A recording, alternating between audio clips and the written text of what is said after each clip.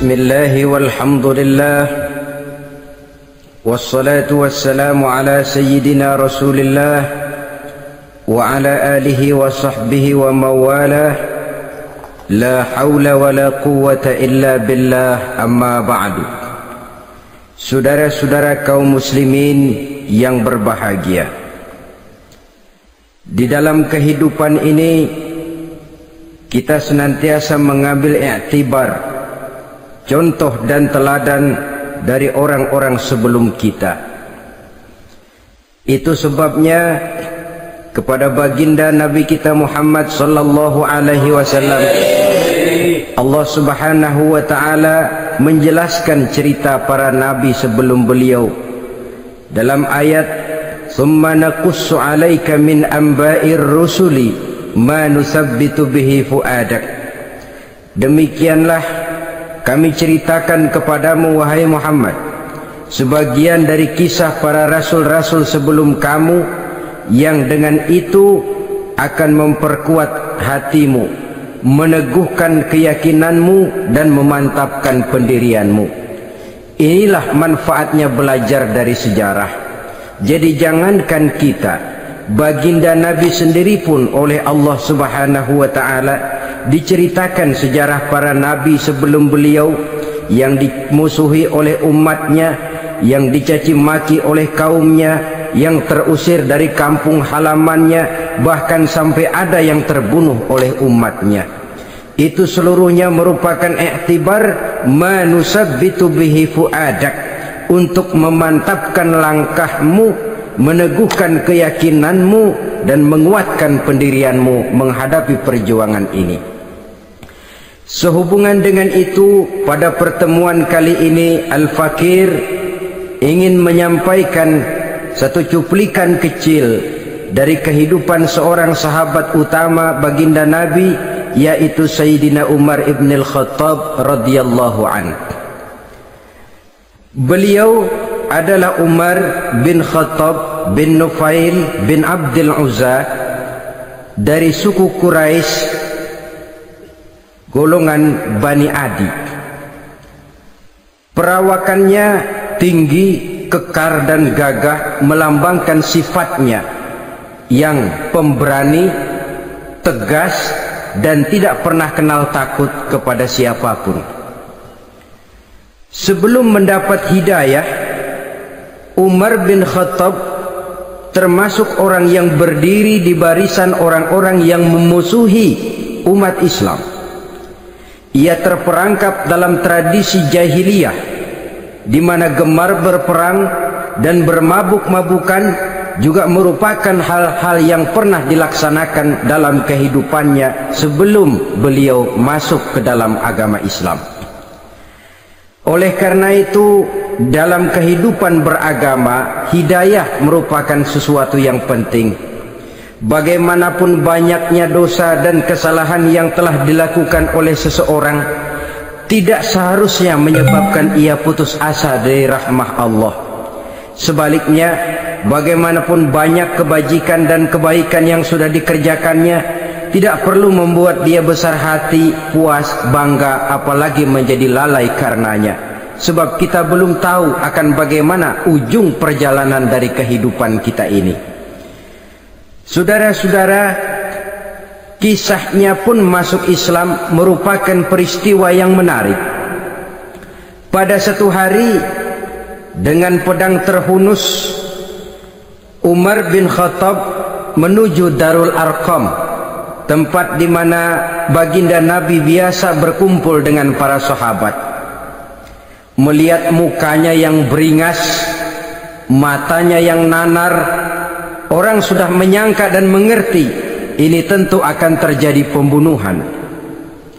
Dalam perjalanan menuju Darul Arqam, Umar bertemu dengan Nuaim bin Abdullah. Nuaim bertanya, "Ya Umar, mau kemana ente?" "Mau membunuh itu, si murtad itu," kata. "Si murtad yang mana?"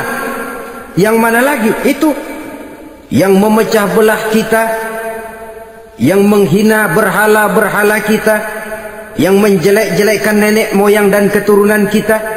Siapa lagi kalau bukan Muhammad? Kata Nuaim, Umar, nggak salah, tidak salah lagi. Salah Umar. Salah kenapa? Apa kamu nggak malu? Kamu mau pergi membunuh Muhammad, sementara adikmu sendiri Fatimah, dia sudah termasuk salah seorang pengikut Muhammad. Mendengar ini, muka yang memang tadinya sudah marah dan merah, tambah jadi kelabu. Bukan main mangkelnya Umar bin Khattab. Orang lain dia musuhi, orang lain dia kejar-kejar. Ini malah adiknya sendiri menjadi pengikut dari baginda Nabi. Tidak jadi menuju Darul Arqam, dia berangkat ke rumah adiknya Fatimah. Adapun di rumah Fatimah sedang berkumpul Fatimah, suaminya Sa'id bin Zaid, dan seorang sahabat Habbab ibnul Arad. Mereka sedang membaca Quran. Waktu itu Quran belum lagi dijilid macam sekarang, jadi masih merupakan suhuf atau lembaran-lembaran tercecer saja. Ketuk pintu, ya tentu tidak assalamualaikum karena dia belum Islam. Tok tok tok. Siapa di luar? Umar.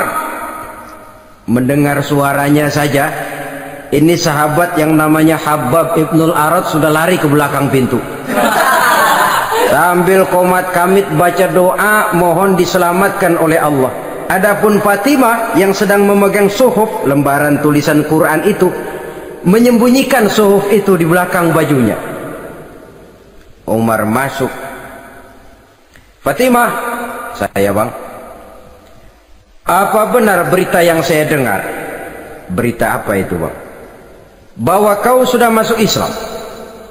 Bang, andai kata Muhammad memang benar, bagaimana? Sudahlah, jangan belit-belit, jawab saja, kau masuk Islam benar atau tidak? Ya. Saudara hadirin, begitu dikatakan iya, tangannya langsung melayang, menampar muka adiknya ini, sehingga mengalir darah dari hidungnya. Suaminya Sa'id bin Zaid yang mencoba melindungi istrinya, dipegang lehernya, dibanting, diduduki dadanya. Oh, ini jawara ini.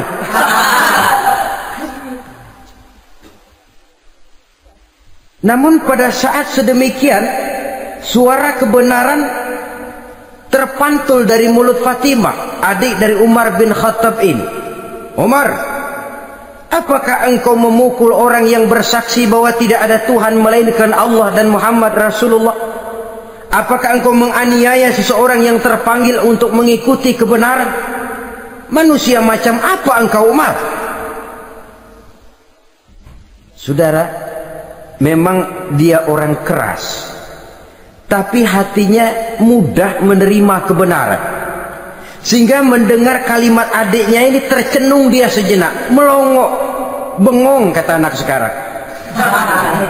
Ini kalau tidak karena keyakinan yang mantap, tidak mungkin orang ini, anak adik saya ini bicara macam begini. Umar, mengapa engkau memukul orang yang bersaksi bahwa tidak ada Tuhan melainkan Allah dan Muhammad Rasulullah? Mengapa engkau pukul orang yang mengikuti kebenaran, menerima hidayah dari Allah? Begitu yakin dan mantapnya, walaupun di tengah satu hal yang sangat menakutkan. Siapa yang tidak takut orang Quraisy berhadapan dengan Umar bin Khattab yang dikenal sebagai singa padang pasir pada waktu itu? Malahan dia termasuk salah seorang jagoan di tradisi masyarakat jahiliyah itu. Ada satu pasar yang namanya pasar Ukaz. Tiap tahun di pasar itu diadakan pesta. Pertama pertandingan syair, jadi penyair waktu itu jadi kebanggaan. Syair-syair yang menang itu digantung di dinding Ka'bah. Jadi setiap suku akan bangga kalau mempunyai ahli syair yang hebat. Nah, lalu diadakan juga lah perlombaan balap kuda, memanah, termasuk gulat. Lah Umar ini tiap kali pertarungan mesti menang. Belum pernah ada yang berhasil mengalahkan dia. Jawara. Saudara-saudara, mendengar adiknya begitu mantap hatinya, apalagi ketika adiknya berkata begitu, suhuf, lembaran yang disembunyikan di belakang bajunya tersembul. Apa yang kau sembunyikan di balik bajumu itu? Suhuf. Apa suhuf itu? Lembaran Al-Quran. Coba saya lihat. Enggak boleh. Kenapa? Kamu kotor. Orang kotor tidak boleh megang Quran. Saya mau lihat. Enggak boleh. Kalau kamu mau lihat, mandi dulu. Diturutinya permintaan adiknya itu. Lalu diambilnya suhuf tadi. Dia baca. Kebetulan ayat yang dibacanya ayat pertama dari surah Toha yang berlanjut dengan ayat 14 pada surah yang sama.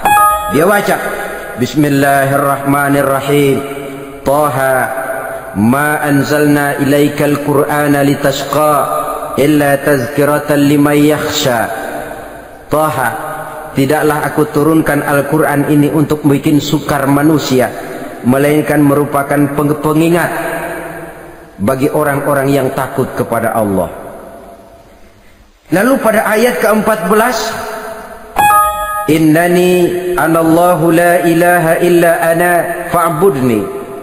Sesungguhnya akulah Allah, tidak ada Tuhan melainkan aku, maka hendaknya hanya kepadakulah kamu menyembah. Wa aqimis salata li dzikri, dirikanlah salat untuk mengingat aku. Inna sa'ata atiyatun akadu ukhfiha litujza kullu nafsin ma tas'a. Sesungguhnya kiamat itu pasti akan datang, yang sengaja waktunya kami tidak beritahukan kepada kamu semua, untuk kami balas segala setiap orang tentang apa saja yang telah mereka lakukan dalam kehidupan di dunia ini. Setelah membaca ayat ini, gemetar tangannya. Ah, ini sih nggak main-main ini. Ini belum pernah saya baca ajaran semacam ini. Tidak patut orang yang mempunyai kitab suci semacam ini dimusuhi. Ini sesuatu yang benar. Tergetar jiwanya. Hei Fatimah, Muhammad di mana Muhammad? Saya tidak akan memberitahu kepada kamu. Di mana? Saya tidak akan memberitahu. Lebih baik kau bunuh saya kalau memang maksudmu mau mencelakakan Muhammad. Sama sekali saya tidak akan mencelakakan dia, Fatimah. Kasih tahu saja, di mana dia? Darul Arqam. Bergegas dia menuju Darul Arqam. Di dalam Nabi memang sedang kumpul dengan para sahabat. Termasuk ada Sayyidina Hamzah yang juga terkenal jawara juga. Ketuk pintu.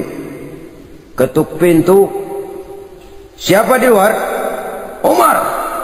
Di dalam ini geger sebagian sahabat. Umar datang ini pasti bencana. Umar datang, wah, kalau istilah kampung, kerok dan urusan.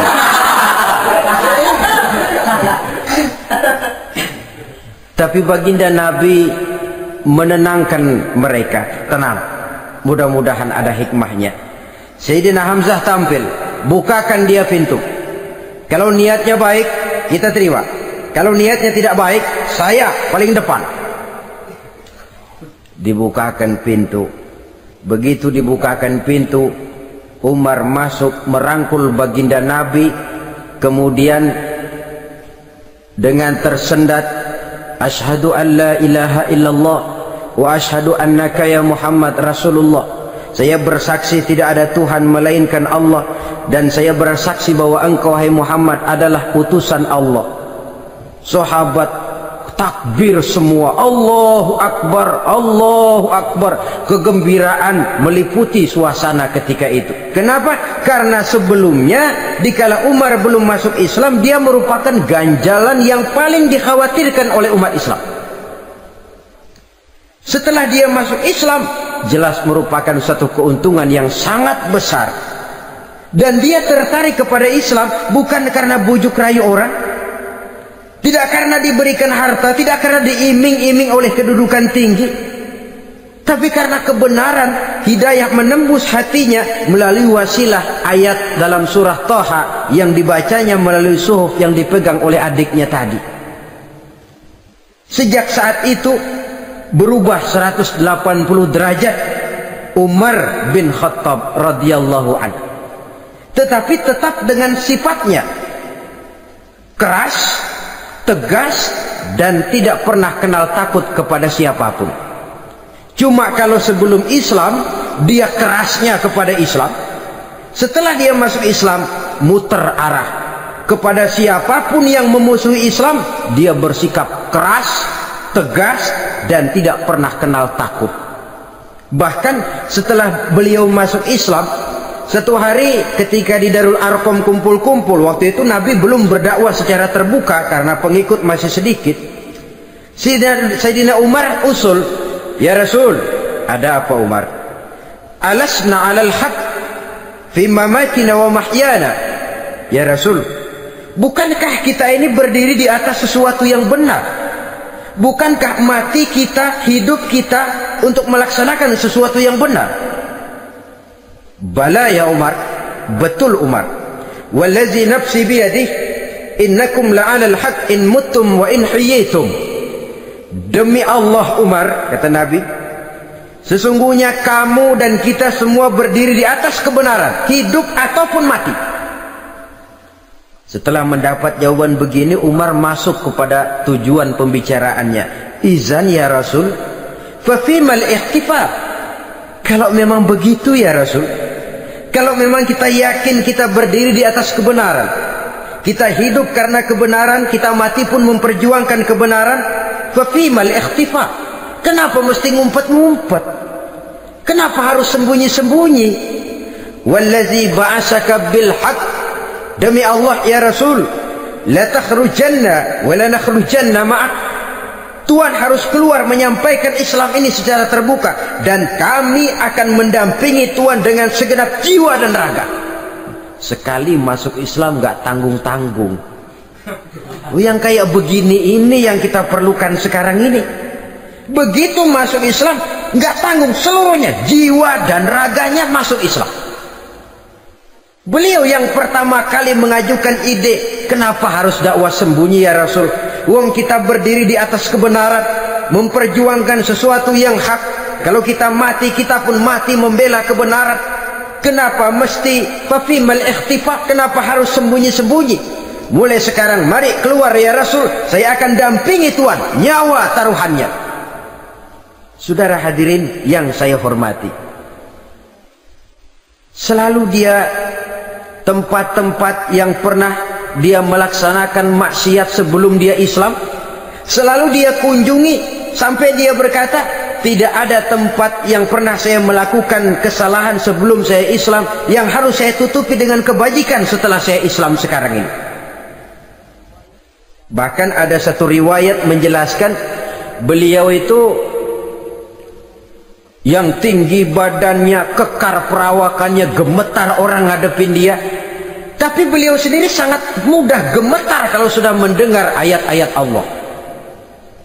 Sehingga ada satu riwayat menjelaskan Sayyidina Umar itu setelah masuk Islam, kalau sholat kadang-kadang bila menoleh ke kanan beliau senyum, bila menoleh ke kiri beliau menangis berurai air mata. Ada orang bertanya, ya Umar, kenapa menengok ke kanan kau senyum, ke kiri kau menangis? Itulah kalau saya ingat jahilnya saya sebelum Islam. Adapun bila saya menoleh ke arah sebelah kanan saya tersenyum, teringat betapa dulu saya membuat berhala dari korma. Saya tumpuk-tumpuk, saya susun begitu.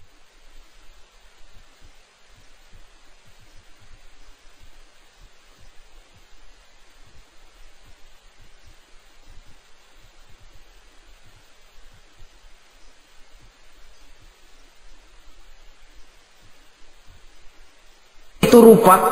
Setelah saya sembah, saya makan itu korma. Gagah betul saya waktu itu, sampai Tuhan pun saya makan. Adapun kalau saya menoleh ke kiri, teringat putri kesayangan saya yang terbawa oleh tradisi jahiliyah, takut menanggung aib, merasa malu mempunyai anak perempuan, sampai dia terkubur hidup-hidup. Berurai air mata saya mengingat semua itu. Padahal Nabi sudah memberikan jaminan, Sebab saudara jangan lupa, orang kafir masuk Islam, dalam Islam itu dihitung dari bayi lagi, dari nol. Itulah untungnya.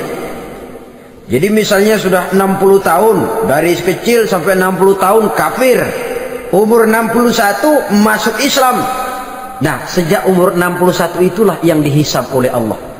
60 tahun ke bawah gratis bersih pemutihan.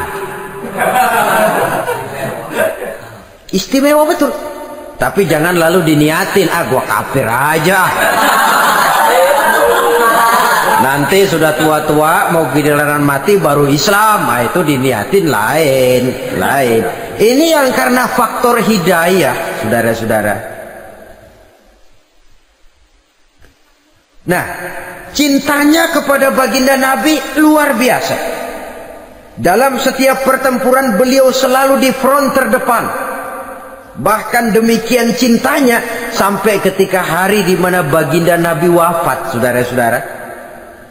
Disampaikan berita wafat Nabi kepada Umar ini.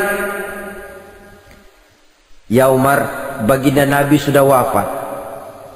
Kamu ngomong apa? Baginda Nabi sudah wafat. Bukan sedih, nyabut pedang, keluar matanya melotot. Siapa yang bilang Muhammad mati, saya tabas batang lehernya. Begitu cintanya beliau kepada baginda Nabi, sampai-sampai nggak menerima kalau Nabi wafat. Taruhlah nggak bisa mati bersamaan, bolehlah mati beriring-iring saja barangkali maksudnya.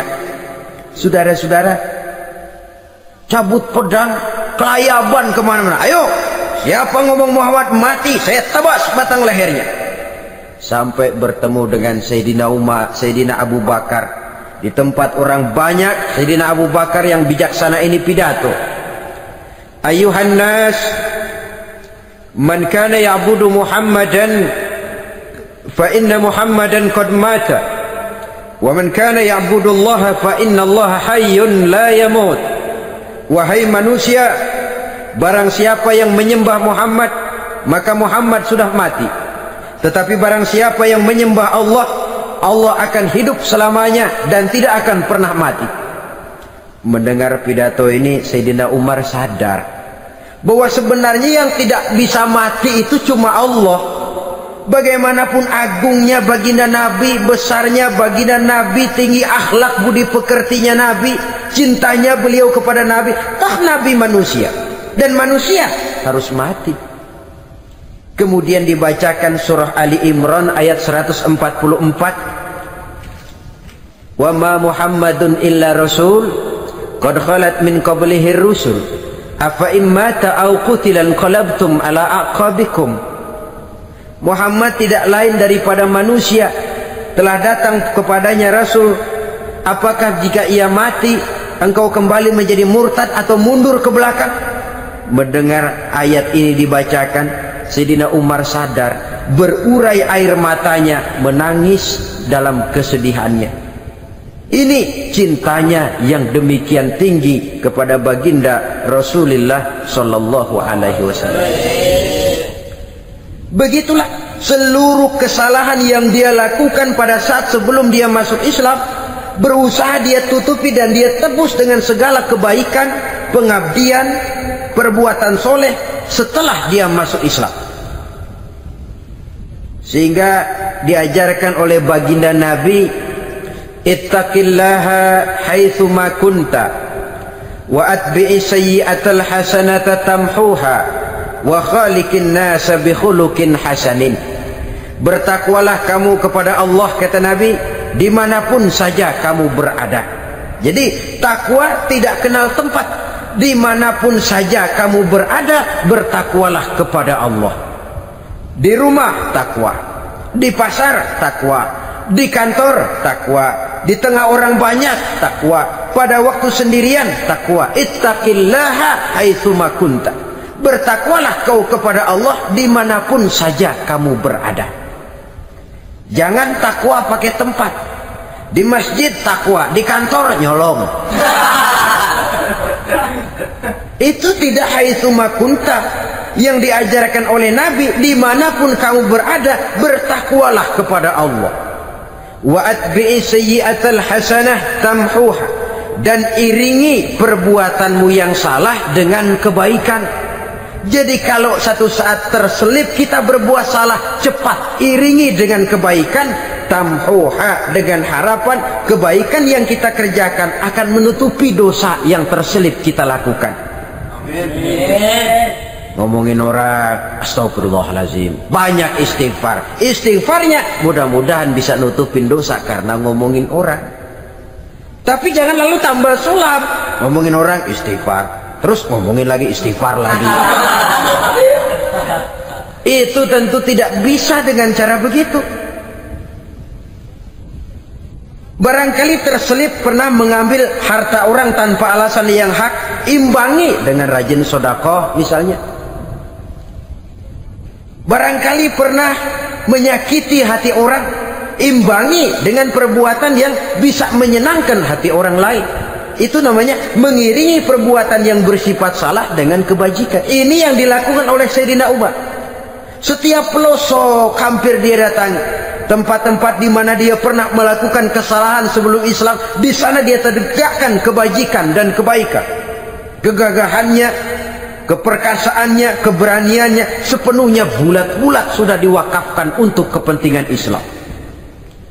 Saudara hadirin yang saya hormati, diperlukan orang-orang yang punya keberanian macam Sayyidina Umar. Berani karena panggilan hidayah, bukan berani babi. Babi berani juga, babi cuman nyeruduk. Artinya berani yang tanpa pertimbangan. Berani yang tanpa pertimbangan pada akhirnya akan menyulitkan kita sendiri. Beliau gagah, beliau berani, beliau punya kekuatan, beliau punya wewenang, dan itu dimanfaatkannya untuk menjadi backing baginda Nabi kita Muhammad sallallahu alaihi wasallam. La takhrujanna wa la nakhrujanna ma'ak ya Rasul. Rasul, keluar, sampaikan dakwah secara terbuka. Saya akan mendampingi Tuhan. Jika ada yang ganggu Tuhan, saya paling depan. Backing yang mendampingi Rasul untuk menyampaikan risalah Islamiyah ini. Saudara hadirin yang saya hormati,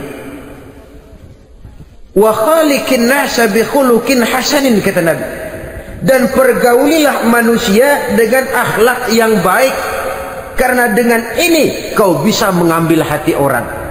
Dalam hadis lain katakan, innakum la tas'una an-nasa bi amwalikum walakin yas'uhum minkum bastul wajhi wa husnul khuluq.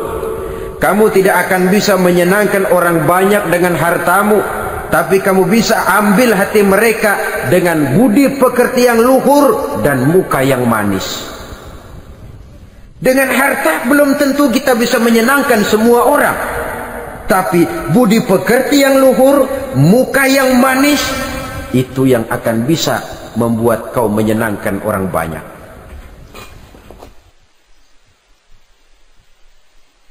Setelah baginda Rasul wafat, pernah ketika berkumpul, Sayyidina Abu Bakar berkata kepada Sayyidina Umar, "Ya Umar, saya baiat kamu untuk menjadi khalifah." Jawab beliau, "Sayalah yang akan membaiat Tuan. Tapi Anda lebih utama dari saya, Umar. Keutamaan saya akan saya berikan kepada Tuan untuk mendukung kekhalifahan Tuan." Di sini kelihatan wataknya yang tidak ambisius, gagah, berani, perkasa, tapi tahu diri, nggak nyelonong, tidak menggunakan kekuasaannya, kegagahannya untuk maksud yang sewenang-wenang. Oleh karena itu, setelah Sayyidina Abu Bakar wafat, beliau dilantik menjadi khalifah. Keluarlah pidatonya yang terkenal, "Ayuhan nas, inni qad wullitu alaikum wa lastu bi khairikum." Hai manusia, aku telah dipilih menjadi pemimpin kamu, padahal aku bukanlah orang yang terbaik di antara kamu. Kalau tidaklah karena aku melihat keutamaan, keteguhan yang dapat melindungi kalian, berat rasanya aku memikul amanah ini. Sebab apa? alangkah beratnya menunggu datangnya perhitungan di akhirat nanti terhadap Umar.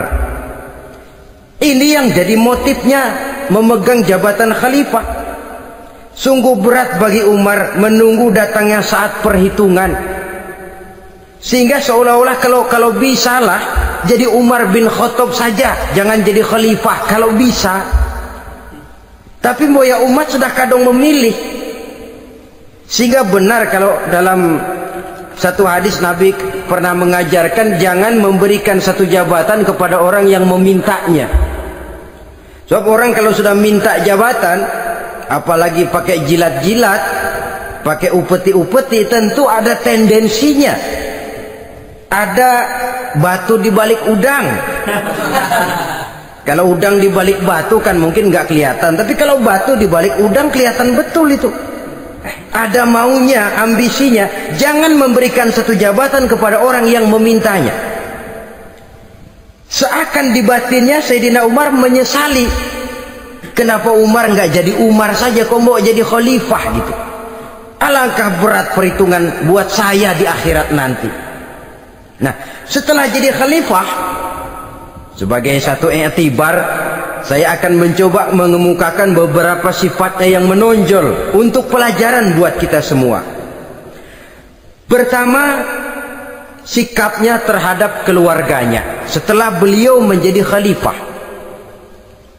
Kedudukan sebagai keluarga Umar bin Khattab bukan merupakan kedudukan istimewa. Itu ditanamkan betul kepada keluarganya. Jangan karena bapakmu khalifah, lalu mentang-mentang anak khalifah kau merasa dapat fasilitas, merasa bisa berbuat semau-maumu. Kau harus punya tanggung jawab dan beban moral, memberikan contoh yang lebih baik kepada rakyat. Ini yang ditekankan kepada keluarganya. Kalau beliau mau mengeluarkan undang-undang, undang-undang itu lebih dahulu dibicarakan di tengah keluarganya, kumpul anak-anaknya. Ini akan ada undang-undang begini. Siapa di antara kalian mau mentaati, persilakan. Yang tidak pun persilakan. Tapi saya ingatkan, kalau ada dari keluarga Umar yang melanggar peraturan yang saya keluarkan ini, saya akan menghukumnya 2 kali lipat karena dia keluarga saya. Menghukumnya 2 kali lipat karena dia keluarga saya. Jadi bukan mentang-mentang anak babe lalu kebal hukum. Tidak. Siapa yang di antara kalian melanggar peraturan ini, akan aku kenakan hukuman 2 kali lipat karena dia keluargaku. Nah, saudara hadirin yang saya hormati, lalu berwibawa, dijaga betul keluarganya. Satu hari beliau datang ke rumah putranya Abdullah bin Umar. Ketika masuk dilihatnya Abdullah bin Umar sedang makan daging. Makan daging. Merah muka Umar. Mentang-mentang anak khalifah ya. Mentang-mentang anak Amirul Mukminin ya, kamu makan daging. Lihat tuh rakyat kita masih banyak yang kelaparan, makan daging, makan roti keras. Padahal itu halal, sesuatu yang diperoleh dengan usahanya sendiri. Tetapi begitu hati-hatinya Umar untuk menjaga pandangan orang. Keluarga khalifah merupakan beban moral sebab akan dijadikan contoh oleh rakyatnya. Mentang-mentang anak khalifah ya makan daging. Lihat tuh rakyat, roti keras digarotin. Lain saat beliau pergi ke satu pasar.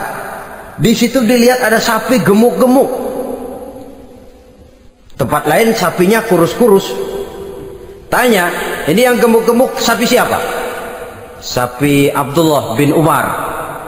Sapi anaknya. Panggil Abdullah bin Umar, suruh sini. Datang anaknya itu. Abdullah bin Umar, bagaimana ceritanya sampai ini? Begini Baba. Dahulu itu dengan uang saya beli sapi kurus-kurus. Lalu saya rawat. Saya berikan upah orang untuk merawat sapi-sapi itu. Sampai sekarang dia menjadi gemuk. Akan saya jual dan keuntungannya tentu sesuatu yang halal. Subhanallah, kata Umar. Kau ini anak Amirul Mukminin. Jual sapimu. ambil modalnya, untungnya masukkan baitul mal untuk urus kepentingan orang Islam. Dia nggak mau anaknya terlibat bisnis, dompleng kekuasaan ayahnya. Karena mentang-mentang anak khalifah lalu segala macam bisnis lancar. Orang takut karena apa? Anak babe. Ada lagi. Pada waktu pembagian harta ghanimah, putri beliau yang namanya Hafsah, ini adalah istri baginda Nabi, meminta bagian. Kaum kerabat ayah, ini kerabat khalifah, kitalah dulu kerabat. Kalau kau kerabatku, maka jatahmu nanti dari ayahmu. Harta ini masih lebih banyak dibutuhkan oleh orang-orang Islam. Nanti belakangan kalau ada sisanya. Belakangan kalau ada sisanya. La haula wala quwata illa billah.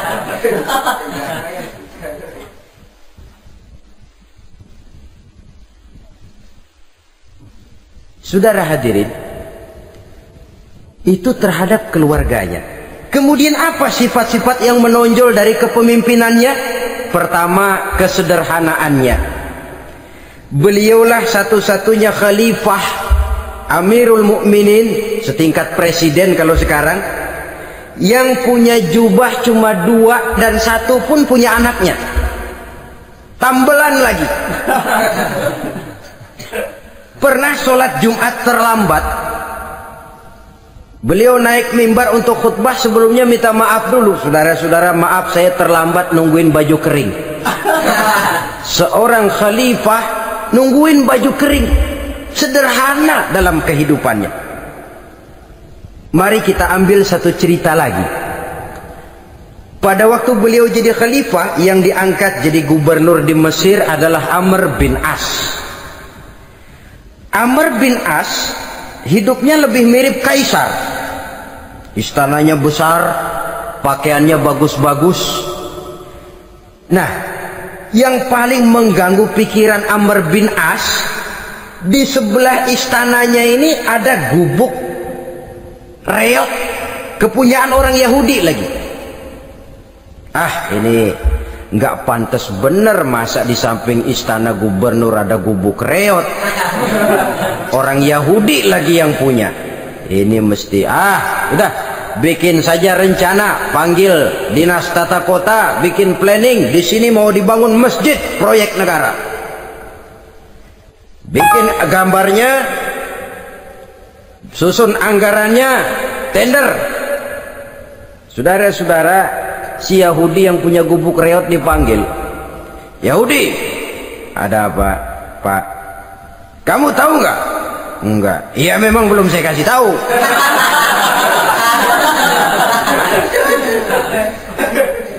Ada apa, Pak? Itu kamu punya gubuk, tahu, kena proyek. Proyek apa, Pak? Kami mau bangun masjid besar di situ, dan tidak sesuai ada gubuk reot di samping tempat gubernur. Jadi maksud Bapak, gubukmu, tanah-tanahnya mau saya bebaskan, saya beli. Enggak mau, Pak, saya enggak mau jual. Saya bayar 2 kali lipat. Enggak mau. 3 kali lipat, 6 kali lipat juga enggak mau, Pak. Saya dari muda peres keringat banting tulang cuma segitu-gitunya, Pak, tempat saya tinggal. Gubuk reot sama tanahnya sedikit, makmur saya, Pak, cuma rumah sama sumur.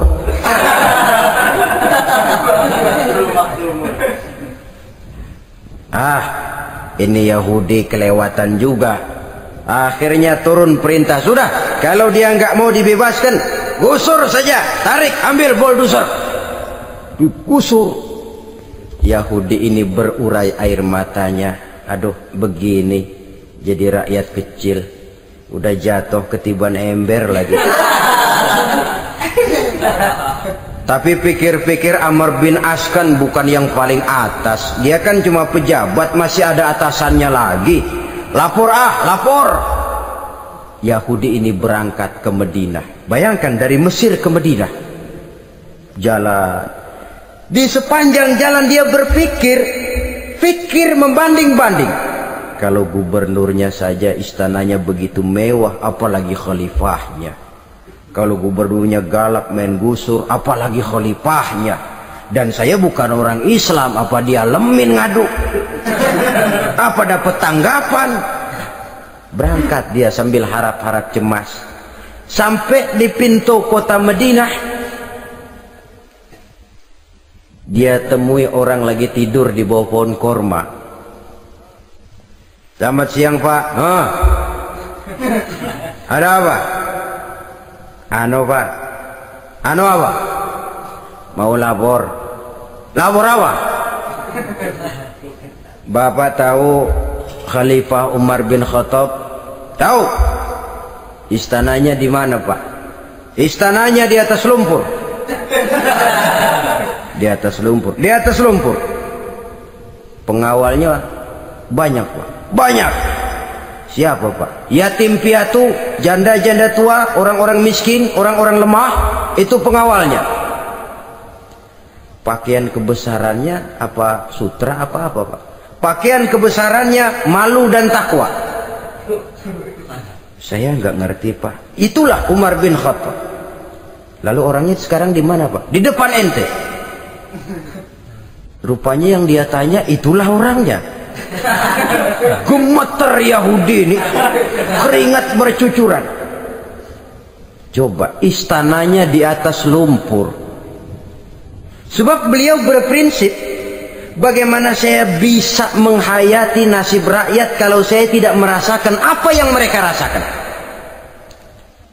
Bagaimana saya nggak bisa tahu sakitnya lapar kalau saya belum pernah kelaparan?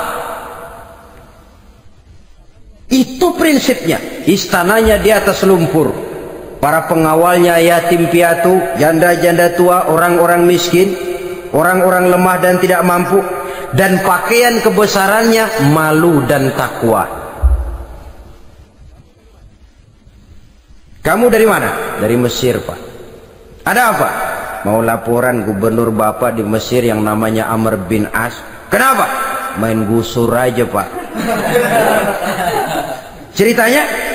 Iya, dia mau bangun masjid. Kebetulan di areal itu saya punya tanah sama gubuk segitu-gitunya. Saya nggak mau dibeli, digusur Pak. Saya mau mencari keadilan. Begini. Kamu lihat tempat sampah itu? Lihat. Di situ banyak tulang. Coba kamu ambil kemari satu. Tulang unta, bawa sini. Bingung Yahudi. Pak, saya kemari mau cari keadilan.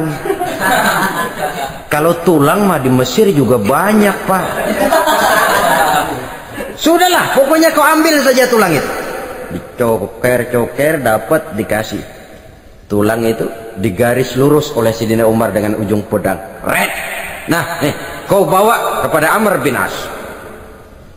Makin bingung itu Yahudi.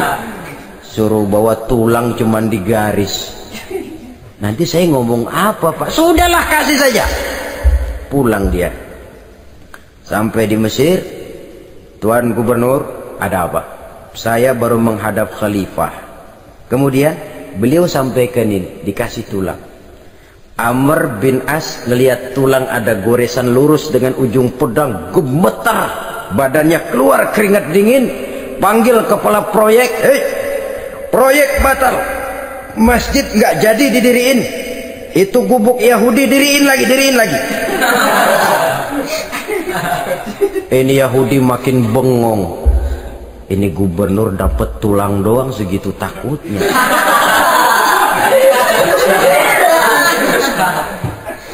Ada apa sebenarnya Tuan Gubernur? Kamu tahu? Ini nasihat pahit buat saya dari Amirul Mukminin Umar bin Khattab. Seolah-olah beliau bilang, "Hai Amr bin As, jangan mentang-mentang sedang berkuasa ya. Pada suatu saat kau akan jadi tulang-tulang kayak begini. Maka mumpung kamu masih hidup dan berkuasa, berlaku lurus dan adillah kamu seperti lurusnya garis di atas tulang ini. Red. Lurus, adil, jangan bengkok. Sebab kalau kamu bengkok, nanti aku yang luruskan pakai pedangku." Siapa yang nggak ngeper digituin? Sampai akhirnya apa? Kata si Yahudi, Pak, kalau begitu Islam adil ya. Adil. Kalau gitu biarin dah Pak, tanah saya.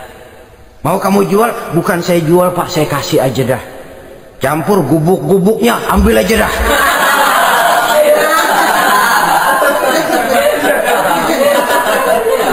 Masuk Islam si Yahudi ini oleh karena keadilan dari Umar bin Khattab. Begitulah kesederhanaan hidupnya. Sampai saudara, yang ironi betul, pernah Utsman bin Affan, Ali bin Abi Thalib, Thalhah dan Zubair kumpul mendengar berita bahwa Sayyidina Umar ini punya hutang. Bayangkan, seorang khalifah untuk melangsungkan hidupnya sampai punya hutang. Padahal Baitul Mal di bawah kekuasaannya. Berunding Utsman, Ali, Thalhah, Zubair. Kalau kita langsung ngomong sama Umar nggak enak dong, dia nggak bakalan terima. Lewat putrinya aja, Hafsah deh. Baik. Hafsah ngomong sama Umar, Abah, kenapa? Bagaimana kalau honor Abah ditambah, ditingkatkan supaya hutang bisa ketutup? Hafsah, saya Abah. Siapa yang nyuruh kamu ngomong begitu? Enggak ada. Ada. Saya tahu ada ini. Kalau enggak ada, kamu enggak mungkin ngomong begitu. Tapi orangnya kalau saya tuntut, mereka mungkin enggak mau. Sekarang saya mau tanya Hafsah, kau kan istri Rasul, betul? Nah, saya mau tanya, suamimu makanannya apa? Daging? Bukan. Roti. Tempat tidurnya kasur empuk? Bukan.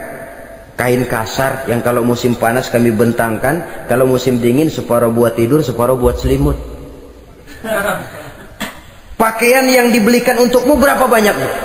Cuma 2. Nah, itu guru saya, orang yang paling saya cintai, dan itu yang saya ikuti. Bahkan setelah beliau wafat, Sayyidina Umar ini hutangnya ditanggungkan kepada anaknya Abdullah bin Umar, dan itu pun dilunasi dengan menjual rumahnya, sehingga rumahnya itu disebut Darul Qadha, rumah bayar hutang. Begitu kesederhanaannya. Jadi nggak pakai aji mumpung jadi khalifah lalu kayak ikan gurita, tangan yang mana aja megang. Itu kan mental monyet. Monyet itu kan begitu, tangan megang kiri kanan, mulut ngawal, kaki megang, temennya dikasih masih ngerampas juga. Monyet rakus betul itu. Itu kesederhanaannya. Kenapa kesederhanaan ini timbul? Karena sikap zuhudnya. Zuhud itu tarkud dunia li ajlil akhirah. Orang yang mengambil dunia hanya yang diperlukan dengan lebih mengutamakan kehidupan akhirat. Watak zuhudnya yang sangat menonjol.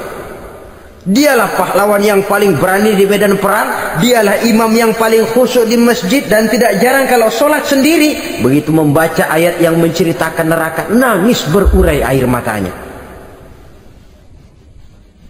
Saudara hadirin ma'asyiral muslimin rahimakumullah. Jadi kesederhanaan dan kezuhudan ini bukan lewat teori disampaikan oleh Umar, bukan lewat penataran seluruh aparat, tidak, lewat contoh konkret. Inilah saya, contoh sederhana dan zuhud. Bagaimana saya akan bisa merasakan penderitaan kalau saya sendiri tidak pernah menderita? Bagaimana saya akan tahu sakitnya lapar kalau saya belum pernah kelaparan? Maka tanpa penataran, tanpa upgrading segala macam, berhasil karena prinsip keteladanan. Beliau jadi contoh utama. Dan sumber utamanya tentu tidak lain karena contoh dari baginda Nabi besar Muhammad sallallahu alaihi wasallam. 2, sederhana. Yang kedua, zuhud. Yang ketiga, sifat yang menonjol dari kekhalifahannya adalah adil. Kalau sudah bicara soal hukum, dia tidak pernah kenal kompromi. Adalah seorang pemuka Nasrani masuk Islam, namanya Jabalah bin Aiham. Ketika dia bikin haji, kain ihramnya keinjak orang Arab yang hitam, Badui. Jengkel, dia merasa bekas tokoh, enak aja nih orang udah jelek nginjak lagi. Ditempeleng orang tadi. Orang ini lapor kepada Umar. Panggil Jabalah bin Aiham. Panggil. Kau ditampar? Betul Khalifah. Tampar dia. Tampar lagi. Dipukul orang itu di depan Sayyidina Umar. Jadi tidak karena kau ini bekas kepala suku, kau ini bekas orang terhormat, lalu ada kebijaksanaan yang tidak bijaksana. Kebijaksanaan yang akhirnya jadi tidak bijaksana. Dan itu memang sudah dimulai dengan memblokir keluarganya. Tidak satu keluarganya pun yang boleh mempunyai perasaan bahwa menjadi keluarga khalifah merupakan fasilitas dan keuntungan. Kau jangan makan di atas punggungku. Kau jangan menikmati fasilitas di atas keringatku. Dan tidak ada keinginan mewariskan jabatan khalifah kepada anak-anaknya. Pernah beliau musyawarah, saya bingung, kenapa khalifah? Gubernur Kufah ini sulit nyari orang. Diangkat yang lemah, rakyat ngeluh. Diangkat yang keras, rakyat juga ngeluh. Ada calon khalifah. Kalau ini mah nggak salah lagi nih buat gubernur Kufah. Siapa? Abdullah bin Umar, anak beliau sendiri. Melotot matanya. Jangan macam-macam kau. Cukup satu orang Umar memegang jabatan ini. Kalau berhasil, kami keluarga Umar sudah merasakannya. Kalau gagal, cukup kegagalan seorang Umar. Tidak berusaha mengorbitkan anaknya. Wah, anak babeh diangkat jadi ano. Tidak, malah diblokir. Cari yang lain. Tapi Abdullah bin Umar cukup syarat ya khalifah. Dia orang bertakwa dan soleh. Yang takwa dan soleh bukan cuma anak Umar. Anak orang lain juga banyak yang takwa dan soleh. Itu prinsipnya. Sehingga ketegasannya ini membuat orang jadi sungkan. Dan tidak seorang pun berani kirim-kirim upeti hadiah. Pernah itu ada pejabat dari Azerbaijan kirim makanan. Kue, mending apa? Kue. Gitu dicicipi enak. Enak juga ya kue ini. Enak khalifah. Ini di sana apa makan rakyat biasa? Bukan. Ini makanan orang-orang fit. Nah, dibungkus lagi itu kue. Dibungkus. Ontamu mana? Di luar. Ambil, bawa pulang, serahkan lagi kepada gubernur di sana, kasih tahu salam dari Umar bin Khattab. Kenyangkan dulu rakyat dengan makanan seperti ini. Kita belakangan. Jadi kalau rakyat lapar, saya orang pertama yang akan merasakan kelaparan. Tapi kalau rakyat makmur, biarlah saya menjadi orang terakhir yang kenyang. Kan bagus prinsip itu.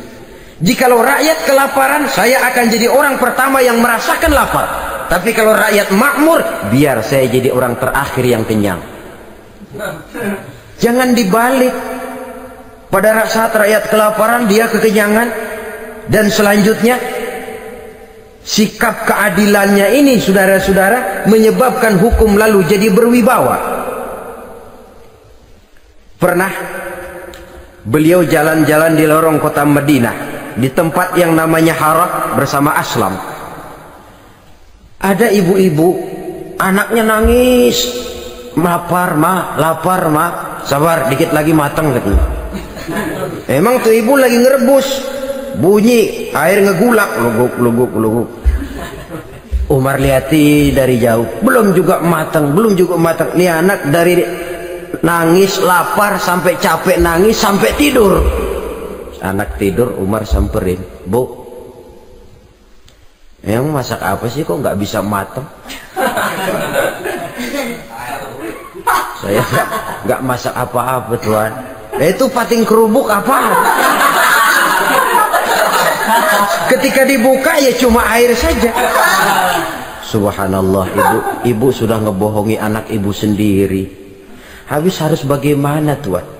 Saya sudah nggak punya makanan untuk dimasak. Sementara perut nggak kenal kompromi. Jalan satu-satunya ya terpaksa anak saya bohongi. Saya bilang sebentar lagi matang sampai dia tidur sekarang ini. Memangnya Khalifah Umar gimana sih ngurusi rakyatnya? Subhanallah, dia orang zalim. Dia yang memegang urusan kami, tapi dia nggak tahu nasib saya. Anak kelaparan, keluarga terlantar. Oh begitu. Iya, zalim betul Umar bin Khattab itu. Kalau begitu ibu tunggu sebentar. Dia pulang bersama Aslam, menuju Baitul Mal. Dia ambil tepung 1 karung, dipikul sendiri. Dipikul sendiri. Kata Aslam, ya Khalifah, biar saya yang bawa. Jangan. Kenapa Khalifah? Apa kau kira kau sanggup mikul dosa saya di akhirat nanti? Biar saya yang mikul sendiri. Dia bawa ke tempat tuh ibu-ibu. Dia masakin sendiri. Nah Bu, sudah matang, persilakan masak. Makan. Alhamdulillah Tuan. Mudah-mudahan Allah memberkahi Tuan. Tuan lebih baik dari Umar bin Khattab yang zalim itu. Memang sebenarnya Tuan siapa? Kata tu ibu. Saya. Iya. Saya ya Umar bin Khattab yang ibu bilang zalim itu. Gemetar si ibu. Gemetar si ibu. Tapi memang peka dan menghargai kritik orang. Tidak membungkam setiap orang yang nadanya sumbang atau berbeda. Kadang beliau berkata, saya khawatir karena orang terlalu segan dengan saya, lalu nggak ada yang berani negor kalau saya salah. Kan begitu biasanya. Karena sudah terlalu segan, lalu semuanya orang mau diaminin saja. Asal dibilang nggak benar, marah, jengkel.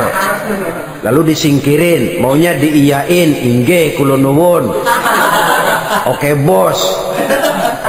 Beliau bilang, saya khawatir kalau tidak ada orang yang mau menegur kesalahan saya jika saya terlanjur nanti. Tahu-tahu muncul orang, demi Allah saya akan menegur Tuan dengan pedang saya ini. Cerah mukanya, senyum bibirnya, alhamdulillah. Anak muda, saya memerlukan orang macam kau yang berani berkata ya terhadap yang benar dan tidak terhadap yang tidak benar, apa dan bagaimanapun resikonya. Di sini kelihatan sikap beliau menghadapi orang yang berbeda pendapat. Keadilan, keberanian dan ketegasan, cepat menerima kebenaran merupakan serentetan dari sifat-sifat utama beliau sejak masuk Islam sampai menjadi khalifah yang kedua. Bahkan dengan jasa beliau, Islam kemudian tersebar menembus dinding Jazirah Arabia, memasuki Bizantium dan Persia, sehingga beliau juga dikenal sebagai periode Al-Futuhat Al-Islamiyah. Nah saudara-saudara, inilah cuplikan kecil dari kehidupan seorang agung dan besar yang memang sangat terbatas kata-kata untuk melukiskan kebesaran itu. Namun yang secuplik ini mudah-mudahan menjadi sumbangan moral dalam rangka kita memperbaiki diri menuju kehidupan yang lebih baik. Terima kasih banyak atas segala perhatian. Mohon maaf atas segala kekurangan. Usikum wa nafsi bitaqwallah. Wassalamualaikum warahmatullahi wabarakatuh.